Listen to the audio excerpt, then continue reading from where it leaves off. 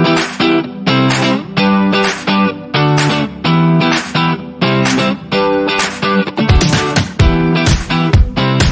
everyone, welcome back to another episode of Hey Alexa.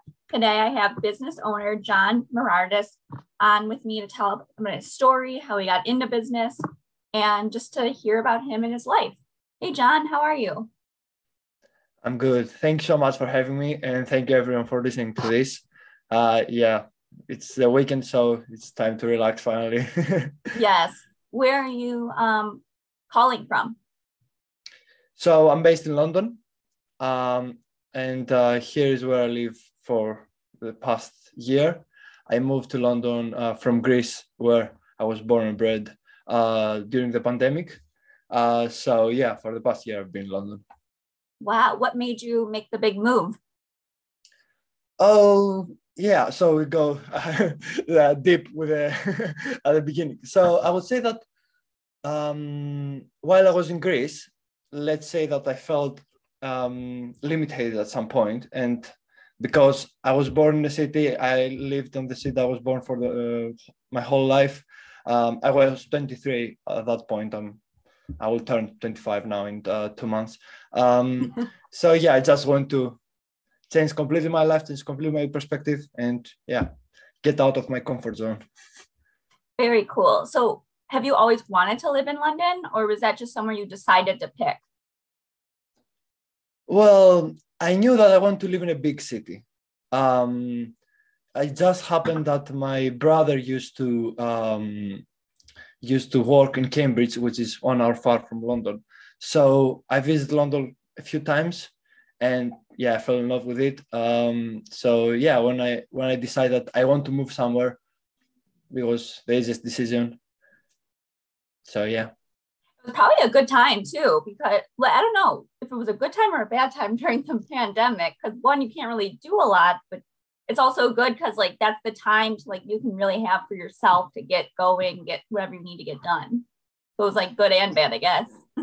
Yes. So I would say that mainly I decided to move the April of 2020. Then COVID happened, so I postponed my plans for a bit to see what's going on. Because I obviously, as everyone, I was expecting this to last for 1 month, 2 months, 3 months, I don't know. Right. But yeah, I had to move because of Brexit. UK was getting out of the European Union, so then I would need a visa to move to UK. So I had to make a decision, and to be honest, that helped me a lot because that pushed me to move here. And regarding if it was easy, yeah, I would say that depends on your perspective, because it was difficult from the perspective that I couldn't find easily many jobs. Because right. At the beginning, I was working as a freelance on the media or the entertainment industry, around video production, commercial stuff, and things like that. And that industry, as most entertainment-related industries, was dead during the rise of the pandemic. But yeah, you're absolutely right that because it was quiet around me, that gave me the time to settle down and figure out what you wanted and your next steps. So I remember reading about when I was like researching, you left school, right? Yes. So no, I didn't leave school. I dropped out of college. That's what I meant. Yeah. Oh yeah. Sorry. So yeah, I was doing my master at electrical and computer engineering in Greece, which was nothing related to what I'm doing now. But while I was doing my studies, and the only reason I was doing my studies is because my father is an electrical engineer, my brother is an electrical engineer, so I followed the whole family thing. I was just a good student, so I was like, I don't know what I want to do. Let's just go with the thing that, you know, my relatives tell me what to do. Right. And to be honest, it was a really interesting subject, but it was interesting only from the point that I really love to learn in general. So it was interesting to learn about, but it wasn't my thing to do for the rest of your life. Yeah. Yeah. So while I was doing that, I was working, I was doing part-time gigs as a videographer, and through that I found my love with creating content in general, and yeah, I would say that the last 5 years, because of YouTube and everything else, we live in the top of that, of the rise of the media industry in general. Yeah. So it was easier to make myself believe that I can make a living out of it. And, you know, it doesn't have to be the thing that our parents believe is the best for us. Right. That's the whole point of being an adult and being able to make those decisions for yourself. And if it didn't work out, then you would be able to figure out something else. But that's kind of the whole point about life, is to not just play it safe. No, definitely, I agree with you. And it's also really interesting because I lived with my parents my whole life. In general, Greece, because of, how can I explain, because of religion, because of the whole Christianity theme, is a really big close to your parents and your family. So I live with my parents still too, so I get it. So I was like, I cannot say that I had an easy life, let's say that, you know what I mean? But that thing, as you grow up, you feel it like, I don't know, like something on your neck holding you, and you're like, I want to get out of it. I want to face challenges. I want to grow. Yeah.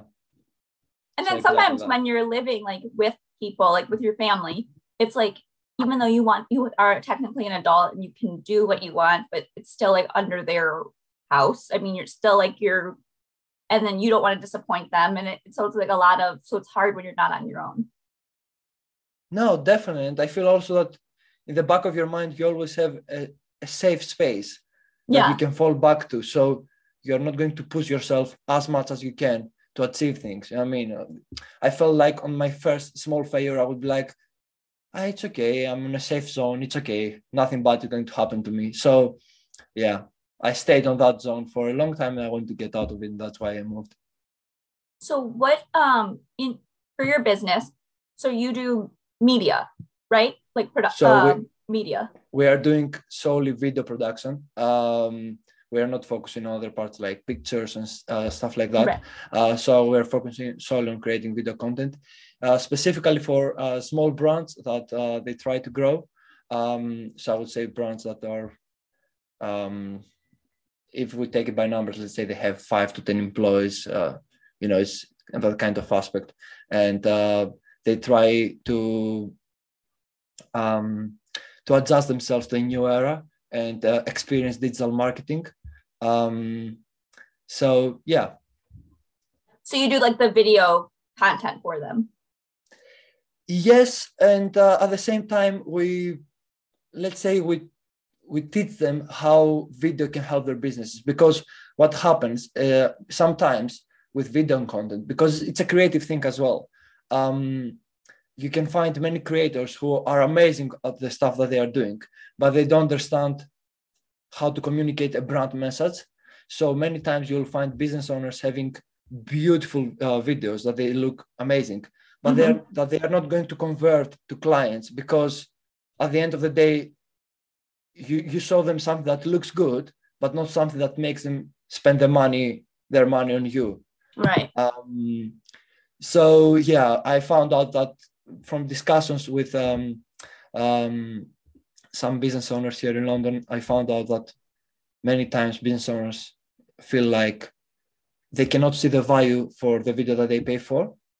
They cannot see how that video converts to more sales, but because everyone else told them you need to have it, they pay for it. So yeah, because I'm really interested in business as well, I decided that combination was the best thing for me. So let's go back a little bit.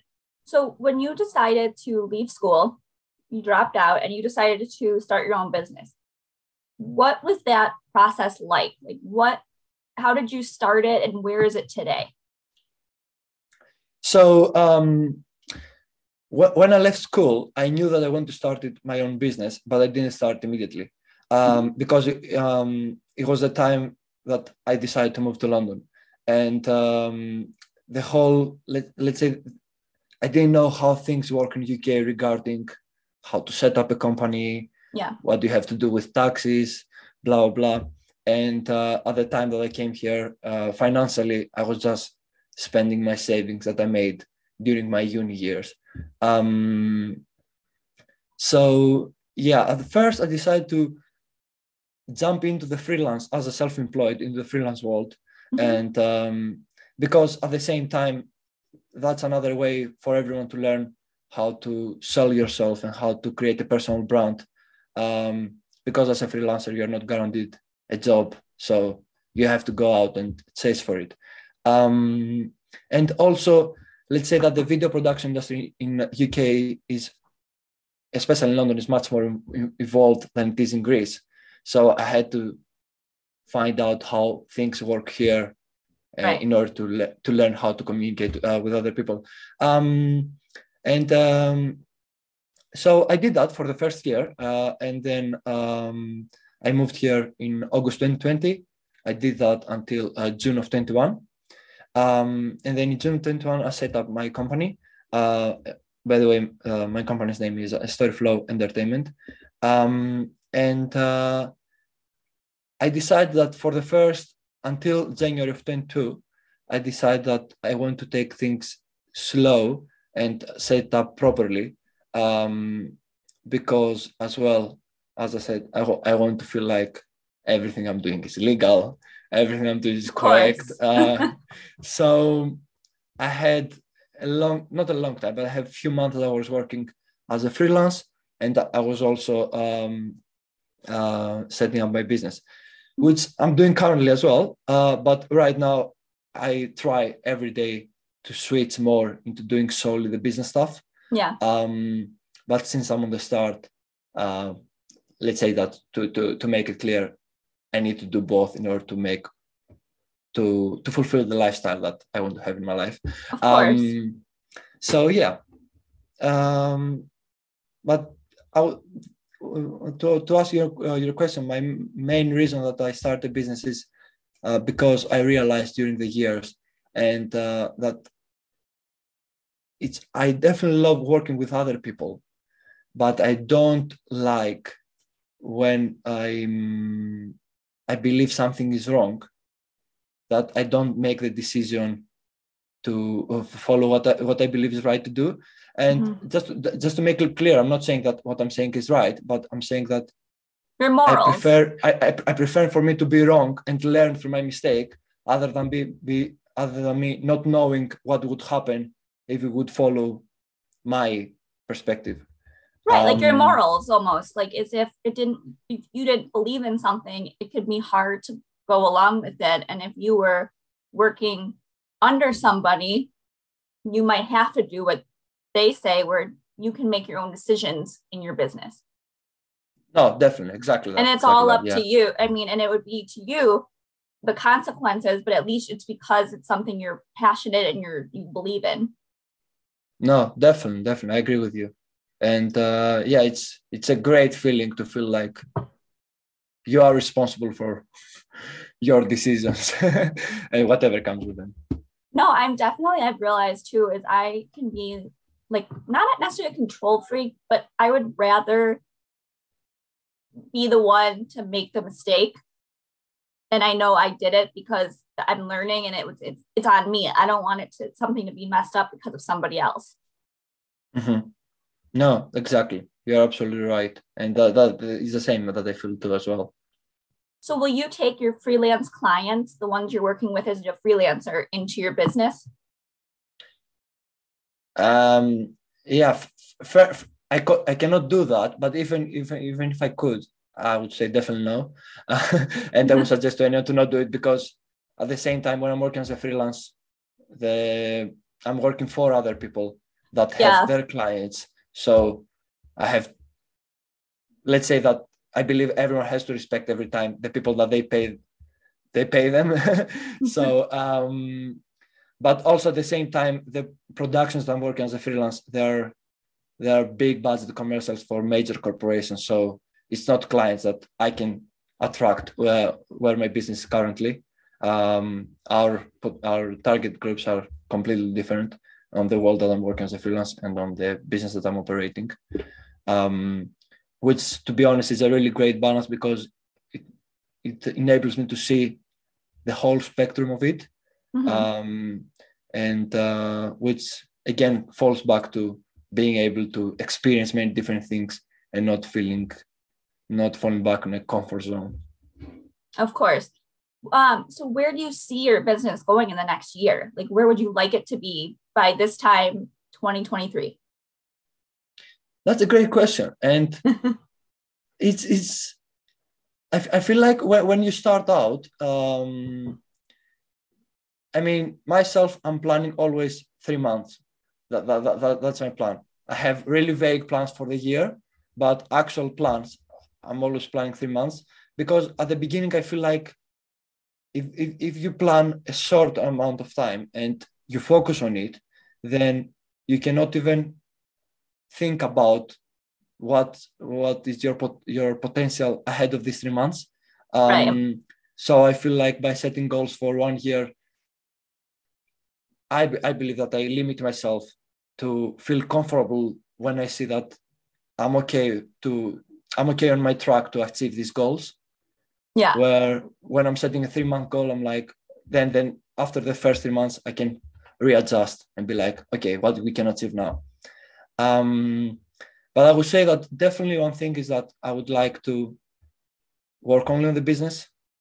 And I really love working with people. So I would say that at the moment we work only with contractors. So I would say that I would like to start working more and more with people that I find that they make me better what I'm doing, and a better person in general. And I help them as well. I hope so. Yeah, because at the end of the day, that's all about. It's about teamwork. So yeah. I agree. Well, thank you so much for coming on. We're going to pivot and we're going to play a game. Yes. And so I'm going to ask you 5 questions and just rapid fire your answer. The first one is drink of choice. Whiskey. Oh, that's good. Do you a favorite movie or TV show or both? I'm a big fan of Lord of the Rings in general. But I would say also that a favorite movie of mine is Gentleman by Guy Ritchie. They came like 2 years ago. Okay, very cool. Advice to give your younger self. Don't be afraid to show that your feelings, to show if you feel sad, to share anything, to be to feel uncomfortable. I don't know. I like it. 5 words to describe yourself. Responsible. Sorry, that's my thing with not my very good English. What else? I would say that overthinking a lot, anxiety many times. I don't know the word, but I would say that I'm really happy when I see other people being happy, and grateful. I love that. And the last one is, what does success mean for you? Success for me means to feel at any point in your life that you are on the right path of where you want to be, and to feel peaceful that if that path changes, you don't mind, because the current moment, at the current time, you feel that you're doing the thing that you should do. Thank you so much for coming on, and I love your answers. You did a great job, and I'm excited to see where your business goes. Tell my listeners where they can find you. First of all, thanks so much for having me. Of course. That was a great experience for me as well. And yeah, you're a great host. So our listeners can find us at storyflowy.com. So it's storyflow with an E at the end for entertainment. And then it's the same on every social media platform like Facebook, LinkedIn, and Instagram.